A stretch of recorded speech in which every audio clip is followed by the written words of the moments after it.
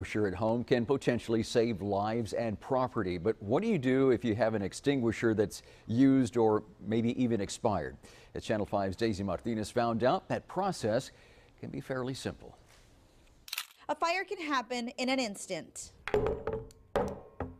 I know because it happened to me. A hectic Monday morning could have quickly turned into disaster. Luckily, I had this. The question is, now that the extinguisher did its job, what do I do with it? We wanted to find out, so we met with Brownsville EMT firefighter and training specialist Robert Perez. He says most household fire extinguishers should be disposed of after just one use. Because it has to be in the green level. The marker on the extinguisher is going to have a green and a red, and once you extinguish, it goes to the red. It no longer is in the green, so you can't use it anymore. It won't have enough for the next use. Getting rid of a fire extinguisher that's already been used or is expired, Perez says, can be a simple process. Expel the rest of it out yourself outside in an area where you can expel the rest of the powdery residue out.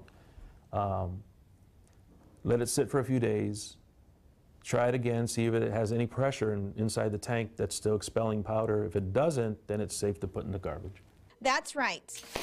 You can simply put the extinguisher in your trash can and let the garbage service do the rest. The cost involved with refilling them will override the cost of replacing them. We reached out to administrators at the Brownsville City Landfill to find out how they handle fire extinguishers. Landfill coordinator Jose Maldonado tells us people who already pay a garbage fee can dispose of their depressurized extinguishers at the landfill for no cost. He stresses the tanks must be completely depressurized, otherwise they could combust at the landfill. They are then set aside with other metals to be sold to recycling companies. Perez tells us household extinguishers have a shelf life of 6 years unless otherwise specified by the manufacturer. Any commercial extinguisher should always be re-inspected and refilled by a licensed professional after each use. Otherwise, they should be inspected every year. In Brownsville, Daisy Martinez, Channel 5 News at 6.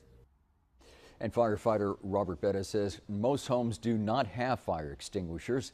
This is a Channel 5 News Extra. He says every home should have at least 2 fire extinguishers, one near the kitchen and the other one in the garage. Household extinguishers can be found at most hardware and major retail stores. They range in cost from $10 to $40. Also, used fire extinguishers should not be taken to the fire department for disposal.